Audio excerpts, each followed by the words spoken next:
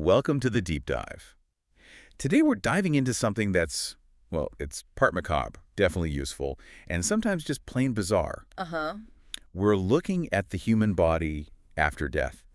The sources call them the anonymous, behind-the-scenes dead. Yeah, and it's a real study in tension. We're exploring these really surprising roles that cadavers have played. Right, from calibrating crash test dummies, which is pretty high-tech, Yeah, or practicing really complex modern surgery. all the way back to, 19th century experiments trying to weigh the soul. Y- Seriously. It's quite a range, and I think what jumps out right away is this philosophical sort of curveball at the heart of it all. What do you mean exactly? Well, the really immediate, sharp difference between the person we knew and loved and the physical object, the cadaver that's left. The body. The body, yeah. It becomes this hull. Yeah. And it's incredibly useful for science, for medicine, but, culturally, psychologically, we still feel, well, it's uncomfortable, isn't it? We're sort of trying to square that circle, the advances we get from using these remains versus the respect we feel for what was once a life.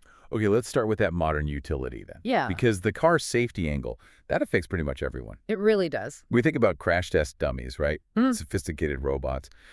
But they're kind of useless on their own. They are. The cadaver is, unfortunately, the gold standard. They're how we establish the limits, human injury tolerance limits. What the body can actually take. Exactly. How much force before critical injury. The dummies. They're just advanced sensors measuring force relative to those human limits we learned from cadavers. Wow, and the source material gets really specific. Like cadaver UM006, Oh, yeah, that story. transported across Detroit to a lab. Yeah. And its job for the day was getting hit in the shoulder. Yeah, with a linear impactor. Yeah. To measure really precisely the force a shoulder can take in a side impact crash. It sounds brutal, It does. but it's that necessary kind of unpleasant science that leads to, well, the numbers are pretty astounding. Like what? Albert King's findings estimate that safety improvements from this kind of research, crumple zones, seat belts, airbags, all tested this way, have saved about 8,500 lives every year since 1987. 8,500 a year? That's huge. It is. Think about that accumulation over decades. And the stat about seatbelts alone. Mm-hmm. For every one cadaver used to test the three-point belts we all just click on without thinking. 61 lives saved per year for that one cadaver's contribution. That puts the whole utility versus dignity thing into really sharp focus, doesn't it? You Yeah. have cadaver UM006, a person, and then this massive collective benefit. Exactly. It's a constant balancing act. And saving future lives is one thing, but there's also the utility in perfecting skills right now, surgical training. Right, because practicing on the dead is essential, especially for really tricky anatomy. Yeah, like the face and head. Right. Which brings us to that memorable comparison in the material. Oh, the roaster chicken one. Yeah, that the human head is about the same approximate size and weight as a roaster chicken. I guess that helps surgeons detach a bit. I suspect so. It's a coping mechanism. Yeah. But it highlights why cadavers are vital for, say, plastic surgery courses. Modern facelifts, they're incredibly complex.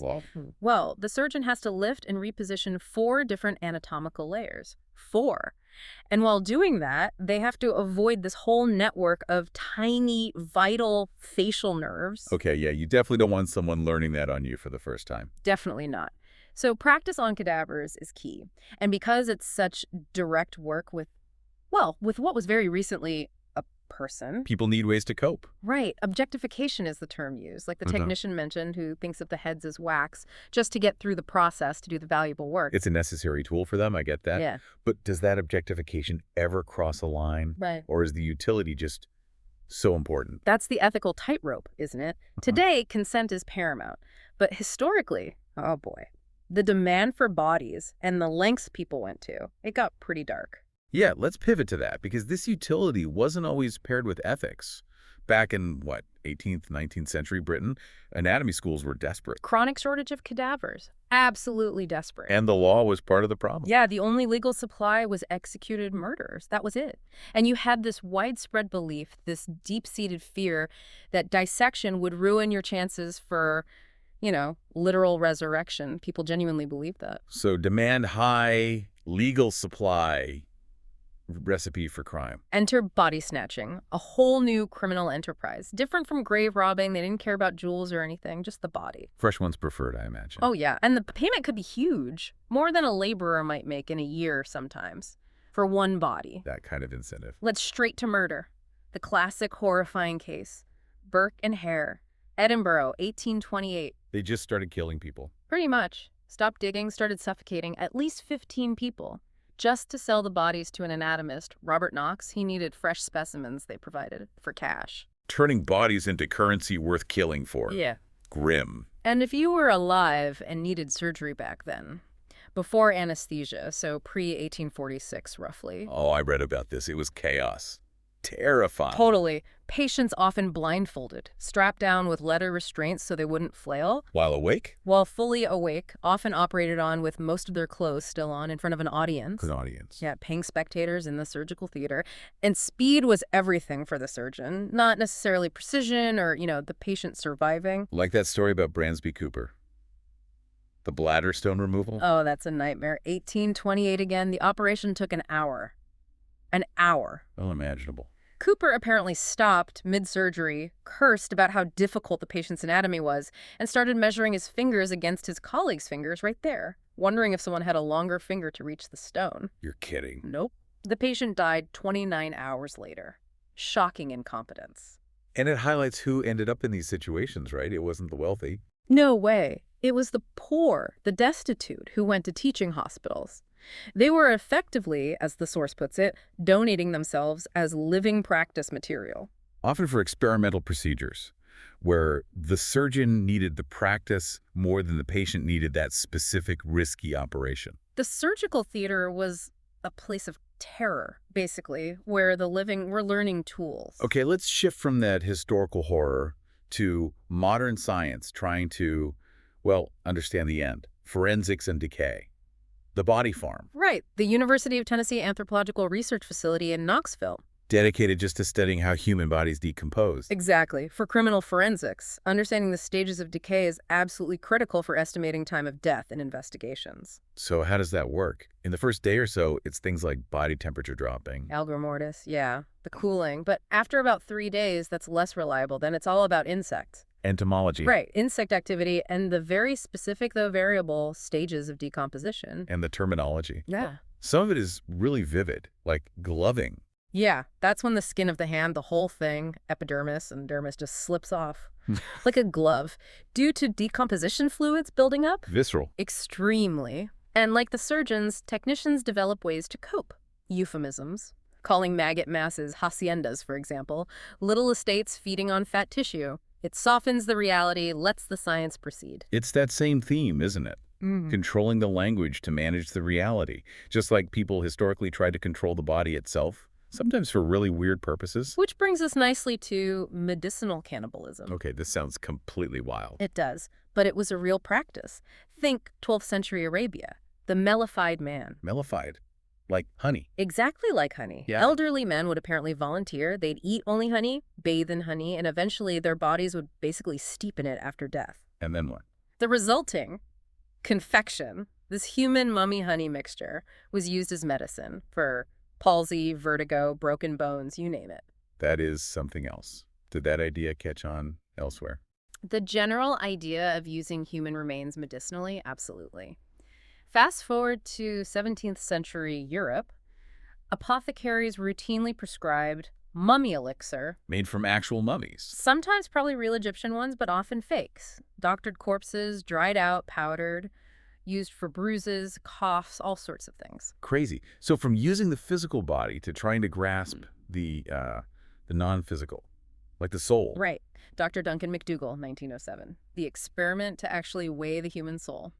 How did he even try that? He put dying patients, bed and all, onto a super-sensitive industrial scale, 6 of them. Yeah. He recorded a tiny sudden drop in weight at the exact moment of death for several patients, about 0.2 of an ounce on average. Really? Yeah. And interestingly, he tried the same thing with 15 dying dogs, and he didn't see that weight loss. Huh. What did people make of that? Well, it wasn't exactly rigorous science, very small sample size, lots of variables, but it captured the imagination, that attempt to quantify the unquantifiable. It's such a contrast to the modern issue of the beating heart cadaver, isn't it? Totally. The organ donor scenario. The person is legally dead, brain dead, but the body. It's warm, pink, the heart's beating strong, organs functioning perfectly with support. Still biologically alive, in a way. Right. It really hammers home that point. Yeah. Life and death is not a binary system. The person is gone, the body lingers, useful in a new way. Speaking of making the body seem less dead, Yeah. embalming, everyone sort of knows about it, but maybe not the details. It's not permanent, right? Not at all. It's temporary preservation, mostly cosmetic, really. How does it work? They set the features, maybe use little plastic caps under the eyelids to keep them closed, sometimes suture the jaw shut. Then fluid is pumped in to replace blood. And that gives the lifelike appearance. Yeah, the fluid often has dye, reddish coloring, and it rehydrates the tissues, plumps them up temporarily. But decomposition will happen eventually. Yeah. Embalming just delays it. Okay, so decay is inevitable. What about the future of dealing with remains? Are there new ideas beyond burial and cremation? Oh yeah, some really interesting, maybe radical alternatives are being proposed. Like what? One is tissue digestion, sometimes called water reduction or alkaline hydrolysis. Sounds clinical. It kind of is. The source describes it as the pressure cooker with Drano method, which is vivid. It uses lye, a strong alkali heat and pressure. To do what? Dissolve the soft tissues. It breaks the body down into a sterile, khaki-colored liquid, plus bone fragments that can be ground down like cremated remains. And this liquid is safe? Environmentally. Yes. It's neutralized before being disposed of, often into the water system. It's pitched as much greener than cremation, no fossil fuels burned, no mercury from fillings released into the air. Okay, what else? The other big one is basically composting, the ecological funeral. Composting a person?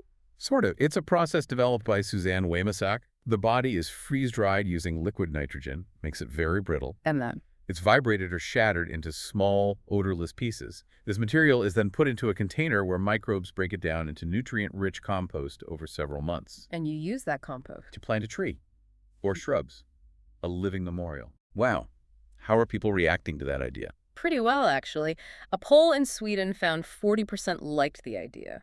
There seems to be a real interest in making death part of an ecological cycle, not just consuming resources. So we've gone from crash test calibration and gruesome 19th century surgery Through honey mummies and weighing souls. to composting bodies for trees. It's quite a journey. It really is. And the clear takeaway, I think, is how our needs, our scientific curiosity, our medical needs, even our environmental concerns keep transforming how we view and use the dead body. From sacred object to resource. Yeah, a supremely useful resource. But always with that underlying tension, that discomfort. Is it for safety, for skill, for ecology? The use changes, the tension remains. And the sources make it clear, don't they? No matter how we handle the body, decomposition wins in the end. That's the constant. Absolutely. And the other constant is the ethics, the decisions people have to make. We saw the abuses in the past, the destitute used as practice material. And today, researchers wrestle with informed consent. How much detail do you give a potential donor? Exactly. Which leads us, I suppose, to a final thought for you, the listener, to consider. Okay. Given everything we've discussed, the questionable history like Burke and Hare, the experimental surgeries, but also the modern use of cadaver tissue for things like, say, cosmetic fillers. Right, plumping wrinkles. That happens. So if you knew, absolutely knew, that donating your body would save, let's use that number, 61 lives every single year, would you want to know every single detail about how? Even the potentially upsetting or undignified parts. Or would you prefer the consent form just said, for medical research? Simple, clean, comforting. How much knowledge is too much when the outcome is saving lives?